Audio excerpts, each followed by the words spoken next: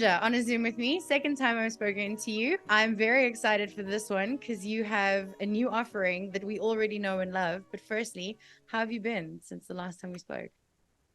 Good. It's been a long time, I think. Been a busy boy. Yeah, lots of gigs, lots of recording, lots of writing. Um, yeah, it's been all right, I think. Yeah. And coming out of COVID, I mean, obviously the music industry changed quite spectacularly. And I think that that's when last we spoke.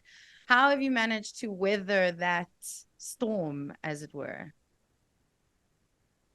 I just feel very lucky that I was already sort of quite far down the line as far as, being an established artist. I think it hit those people who were just starting out and starting to gain some momentum uh, the hardest because, they were working really hard. They were getting somewhere. And then all of a sudden the pin just got pulled. So I felt so sorry for those guys. Obviously it was a hard time for all of us, but I think, yeah, I counted myself very lucky, really.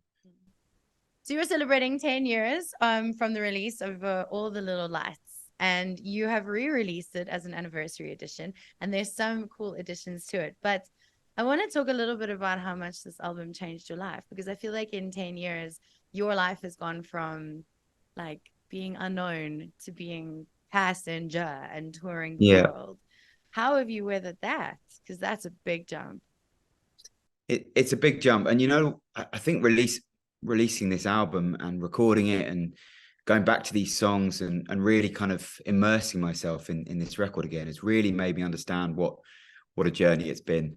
I think, when I was writing these songs the first time around, I was busking, I was sleeping in hostels and traveling around, just kind of floating about in the wind, not really knowing what the hell I was doing. And as you say, this album completely changed my life. Let Her Go, did what it did, and the 10 years since have just been a dream. I've been lucky enough to travel the world and play my music to people who want to listen to it, and that's just the best thing in the world. So I feel very, very fortunate. I feel so lucky because I think so many people write beautiful music that never gets heard by anyone, and I thought that was going to be me for a long time, and then a simple twist of fate, yeah, changed my trajectory a bit. How do you keep same old Mike, or have you lost a little bit of same old Mike in this? I hope so. And I don't know. I think because I had all of those years playing to no one in pubs and trying to, play to people in the street.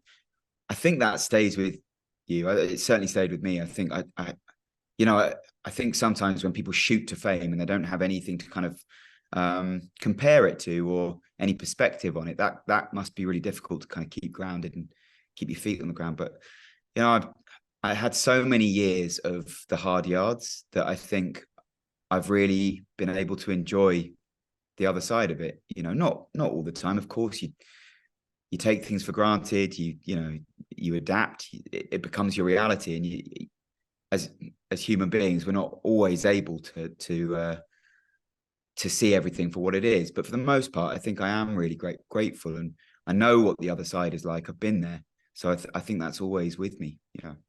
What's been your biggest lesson in the last 10 years? Not to chase anything, just just do your thing, just be honest, not just in music, just in life, just be who you are, be kind and be genuine with people, and good things will come. I think, I think before Let Her Go, I think I was probably pushing in quite a full-on way for it to happen, which is a natural thing. So desperate for the world to hear my music and get in front of people, and there's a real kind of, I think desperation is the right word. And I think in recent years, maybe only in the last few, maybe it was a COVID thing, maybe it was a lockdown thing that kind of helped to put it into perspective. But I'm in this amazing position where I can just make music that I love and play it to people that love it, and that's just a lovely place to be. And I just try and enjoy it. Yeah. Did you feel pressure after Let Her Go? Because I mean, that song, it's what the most Shazam song ever. It's got billions and billions and billions of plays. It doesn't even comprehend in my brain how many times people have listened to that song. Is there a pressure to follow that up? Surely there must be. Yeah, I think so. I think immediately afterwards, And there's this kind of expectation once you've done it once that you're going to suddenly do it 20 more times and become Elton John. And it's like, well, maybe, but there are all of these kind of offers to go and write with people and work with producers and go down that road. And I just didn't really want to. Like, Let Her Go was written in 45 minutes in a dressing room.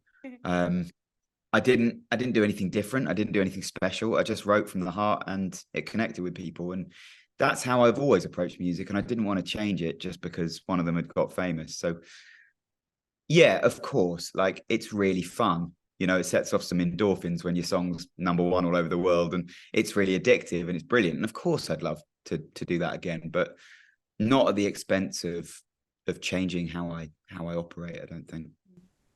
Why the decision to re-release this album with a few tweaks? Why not something fresh and new? There's going to be something fresh and new coming, don't you worry. But I think this album is so important to me, and to my fan base as well. And I'm so proud of it. I'm so proud of the songs. I'm so grateful for what it has achieved and the doors that it's opened for me.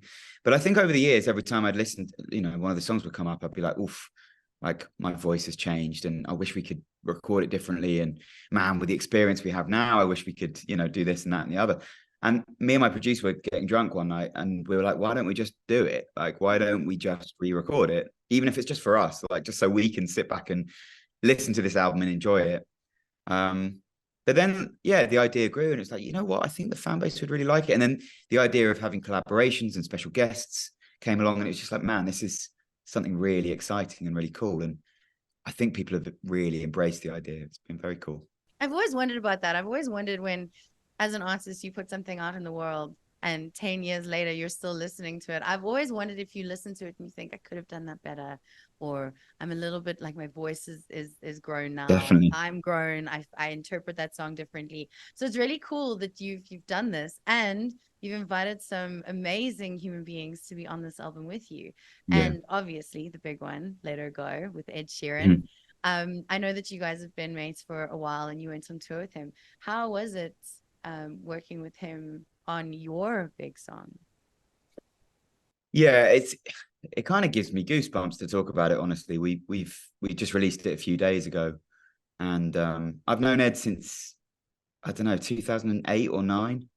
My first year of busking around the UK. I think he was 16 and we were both playing in a pub together in Cambridge, just randomly, and we became friends that night and played a load of gigs together. I went off to Australia to busk, and I came back and he'd sort of blown up into like a megastar.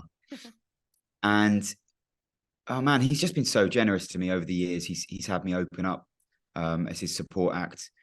Very lucky to come and do the stadiums in South Africa a few years ago, which was just incredible experience. And I was supporting him when that song got big.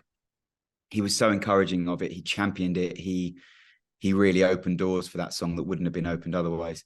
He was such an integral part of that song becoming big that it just felt like, as soon as I thought about collaborations, I was like, man, like, it's got to be him on that song.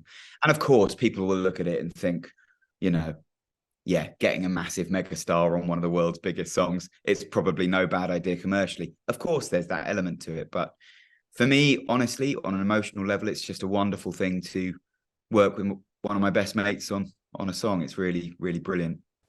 Who else is on this album? 3 other fantastic artists, probably not quite as household namely as Ed, but there's Foy Vance, Gabrielle Aplin, and Nina Nesbitt. And all 3 of them are just, 3 of my favorite artists. They're brilliant writers. They're beautiful vocalists. And I actually met all 3 of them through Ed.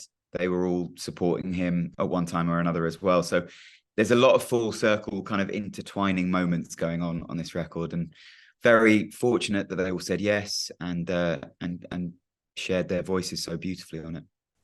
Please, would you do me a solid and give a shout out to your South African fans listening to Jacaranda FM? Oh my God, of course I will. Passenger fans in South Africa, thank you so much for your support. I miss you. I really want to come back very soon. Please, share the album with your friends and family, and I'll see you very soon. Jacaranda FM.